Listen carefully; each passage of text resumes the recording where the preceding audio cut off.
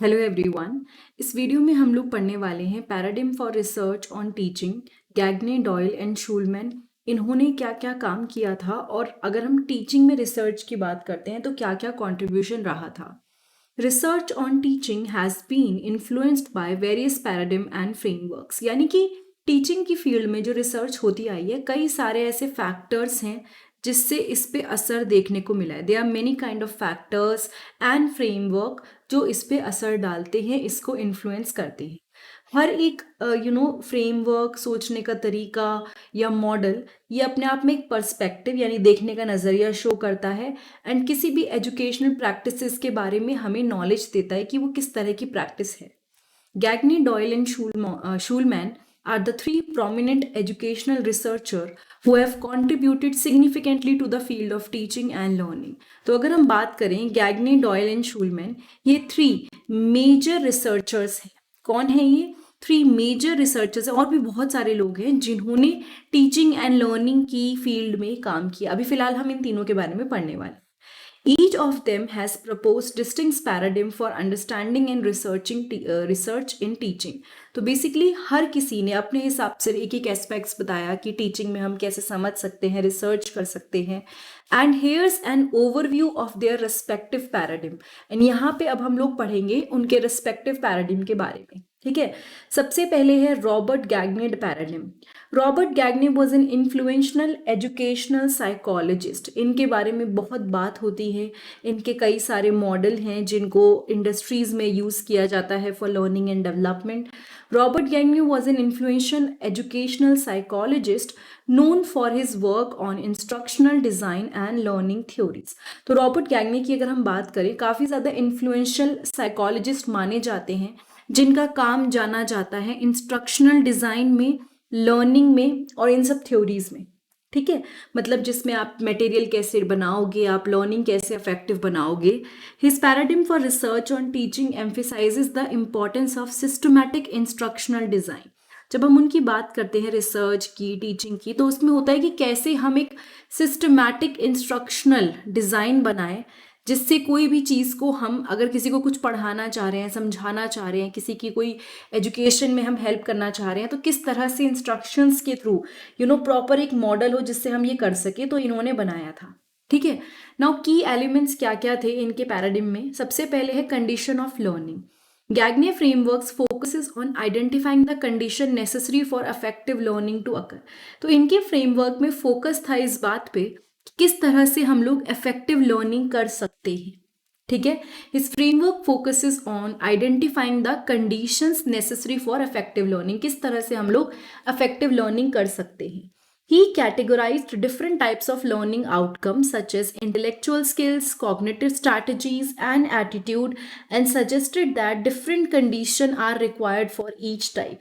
तो इन्होंने क्या किया, इन्होंने different types of learning outcome के बारे को कैटेगराइज किया एंड इन्होंने बताया जैसे कि इंटेलेक्चुअल किसी के स्किल्स होते हैं, ठीक है, किसी के माइंड की जो स्ट्रैटेजीज होती है, किस तरह से वो सोच रहा है, उसका एटीट्यूड क्या है, अलग अलग कंडीशंस होती हैं जैसे कि मोटिवेशन क्या है, फीडबैक क्या है, किस तरह से प्रैक्टिस हुई है, ये सब चीज़ों की ज़रूरत होती है एंड इन सब के बेसिस पर हम लोग लर्निंग आउटकम को अलग अलग बांट सकते हैं। ऐसा नहीं कि एक ही लर्निंग आउटकम है, अकॉर्डिंग टू द नीड कि किसी का स्किल क्या है, क्या हमने स्ट्रैटेजीज यूज़ करी है, क्या एटीट्यूड रखा है, इस सब के बेसिस पे हम लोग लर्निंग आउटकम को बांट देते हैं।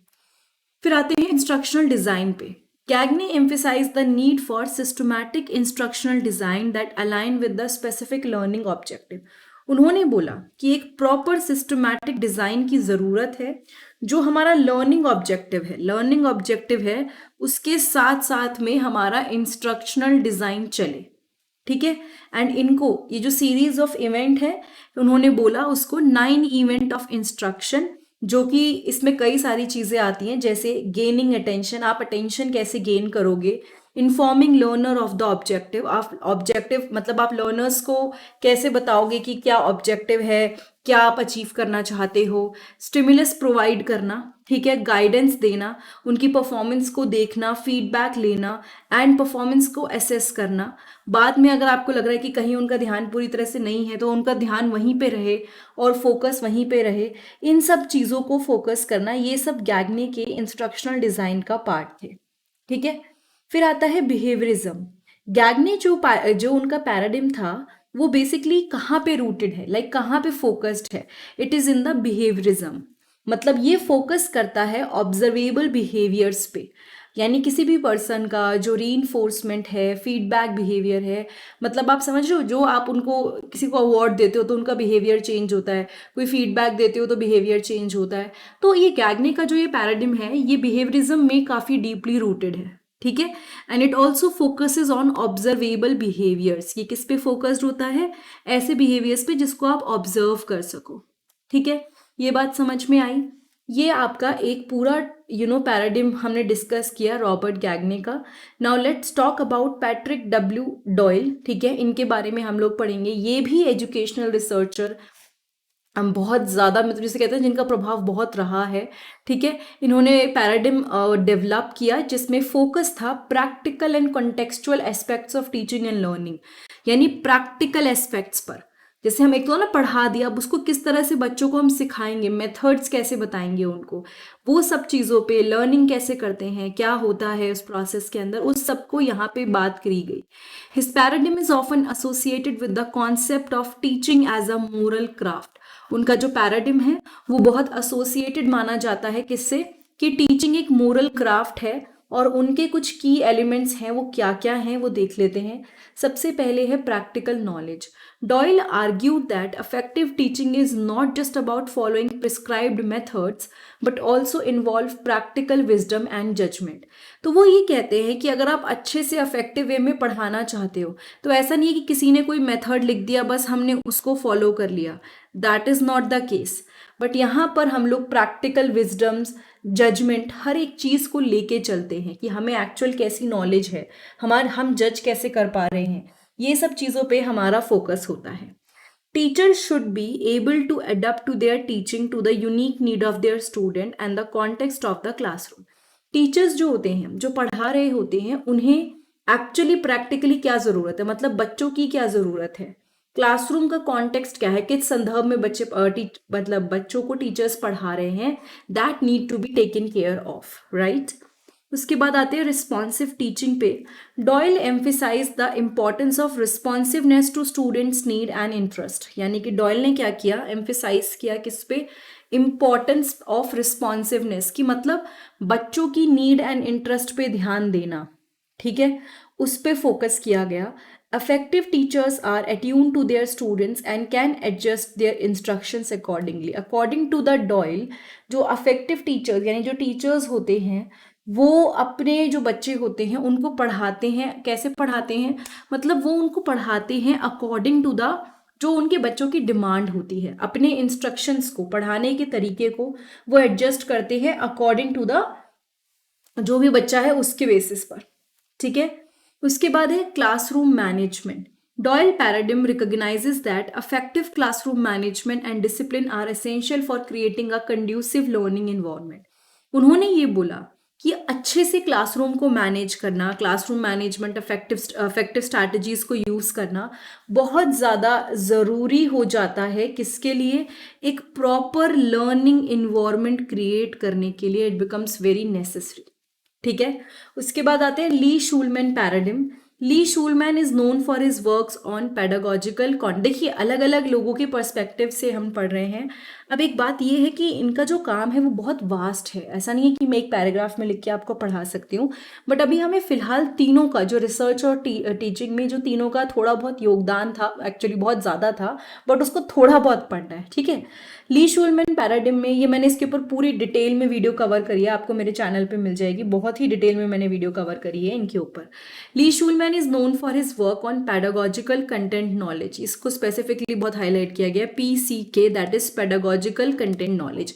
मतलब उसमें ये है कि कंटेंट नॉलेज इंपॉर्टेंट है बट साथ में पढ़ाने का तरीका भी पता होना चाहिए। कुछ स्किल्स होते हैं जो टीचर्स के पास होने चाहिए, ठीक है। His paradigm focuses on understanding the specialised knowledge and skills that effective teacher possess. उनका जो पैराडिम है वो किस बात पे फोकस करता है कि कुछ स्किल्स, कुछ नॉलेज टीचर्स के पास होनी चाहिए ताकि वो बच्चों को अच्छे से पढ़ा सके, राइट। की एलिमेंट्स ऑफ शूलमैन्स पैराडिम इंक्लूड। अब कुछ अगर हम की एलिमेंट्स की बात करें कि शूलमैन पैराडिम में कुछ मेजर एलिमेंट्स कौन कौन से रहेंगे। सबसे पहले है पेडागोजिकल कंटेंट नॉलेज। ठीक है, पेडागोजिकल कंटेंट नॉलेज मतलब शूलमैन ने बोला ये कंसेप्ट पीसीके का, जिसमें क्या बोला उन्होंने, देखो, unique knowledge that teacher have about how to teach specific content to their students. मतलब पीसीके का मतलब है कि कुछ ऐसी स्पेसिफिक नॉलेज जो टीचर्स के पास होती है कि कैसे उन्हें कोई कंटेंट बच्चों को पढ़ाना है। PCK involves an understanding of student prior knowledge, misconception and affective teaching strategies. तो पीसीके का मतलब सिर्फ ये नहीं कि कंटेंट नॉलेज या फिर सिर्फ पेडागोजिकल नॉलेज, बट इसमें बच्चों की प्रायर नॉलेज, पहले से उनकी क्या नॉलेज है उसके बारे में, क्या मिसकंसेप्शंस हैं, क्या चीज़ें उनको गलत लगती हैं, क्या अवधारणाएं हैं, और क्या अफेक्टिव टीचिंग स्ट्रैटेजीज हो सकती हैं, सबको दिमाग में लेके हमें चलना होता है। एंड टीचर्स के पास वो सारे स्किल्स होने चाहिए।